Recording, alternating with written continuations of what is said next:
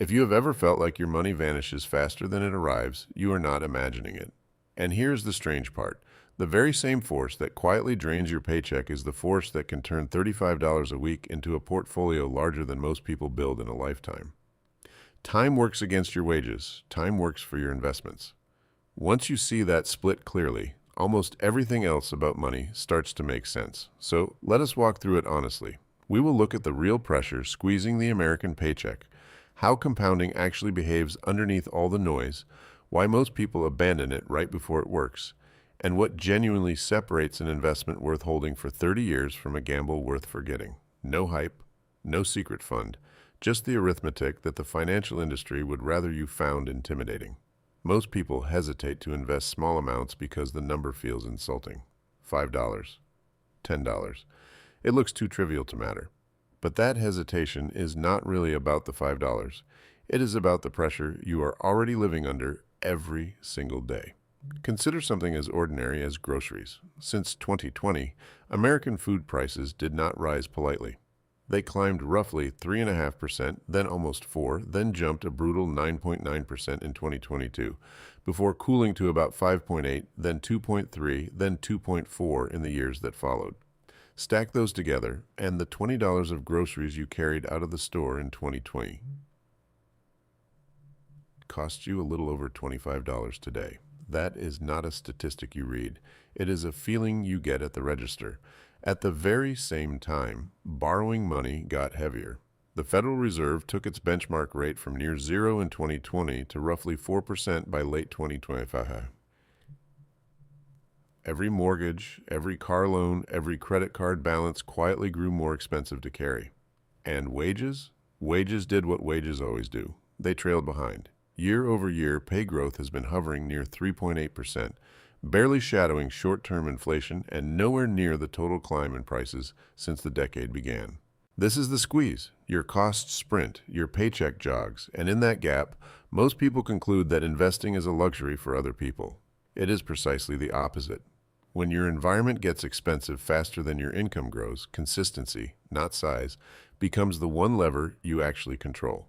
Now add the stock market to the picture, because this is where fear does its damage. The long crash timeline is genuinely frightening in the moment. The Great Depression, the dot-com collapse, the 2008 financial crisis, the COVID crash, the inflation-driven slide of 2022. Every one of them felt like the end, and every one of them eventually recovered, with the long-term trend still grinding upward at roughly 10 to 11% a year, including dividends. That is the whole case for the weekly habit. You do not have to forecast inflation. You do not have to call the top. If prices rise, your deposit still goes in.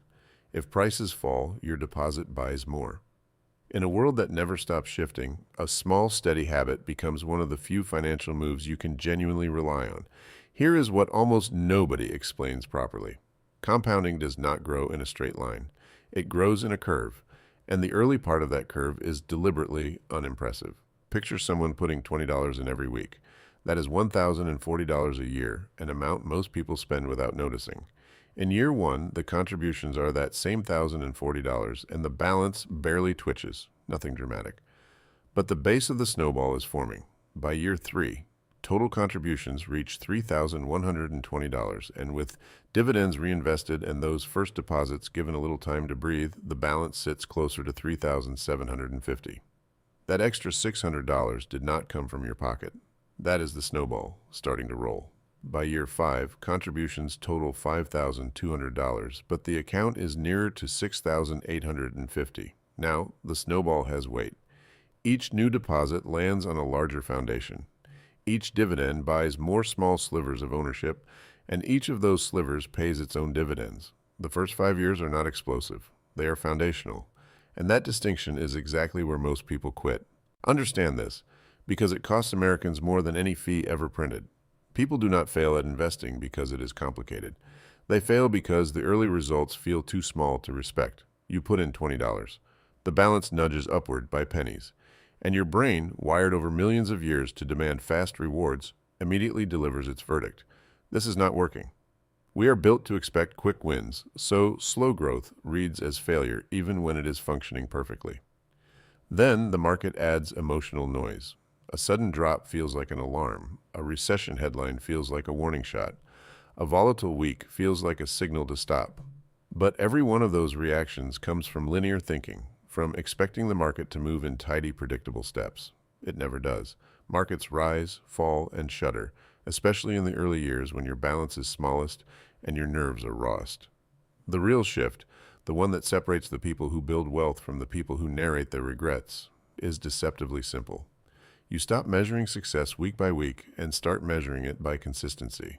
The question is no longer, is this growing fast enough?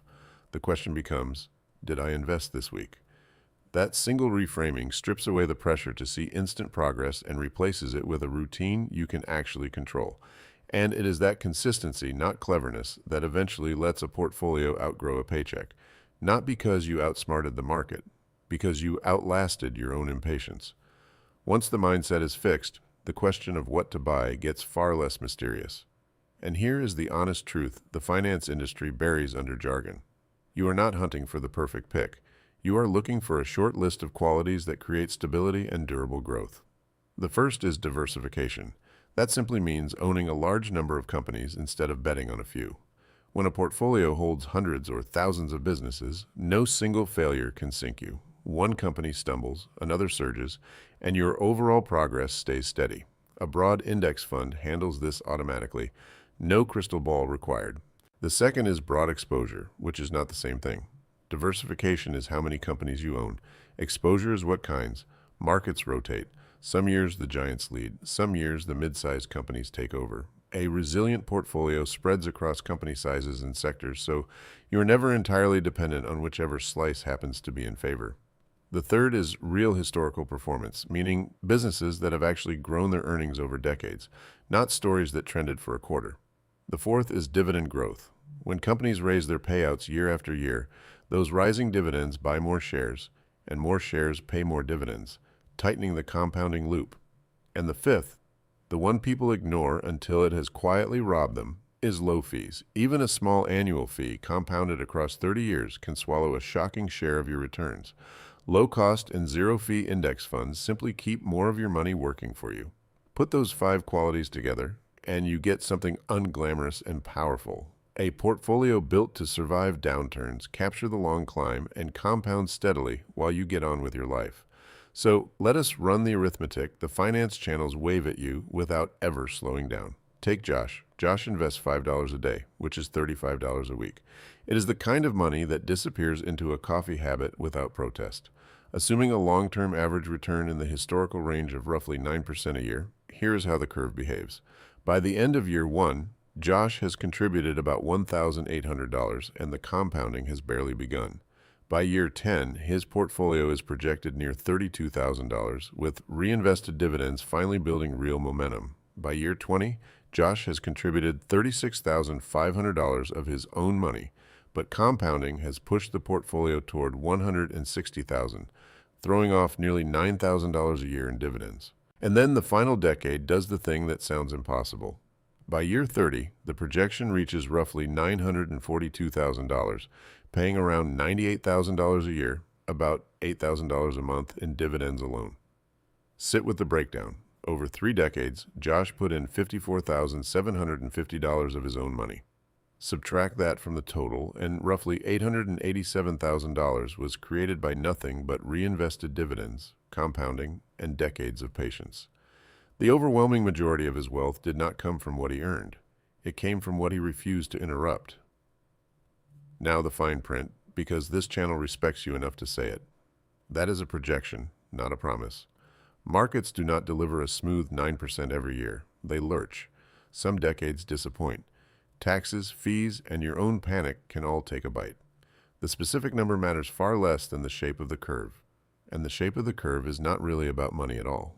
It is about whether you can stay consistent long enough to let it work. Because that is the quiet lesson underneath all of it.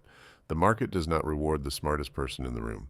It rewards the one who kept showing up after everyone else got bored, got scared, or got impatient. $35 a week will never feel like wealth. It feels like nothing. And that is exactly why it works. Understanding money is your best defense.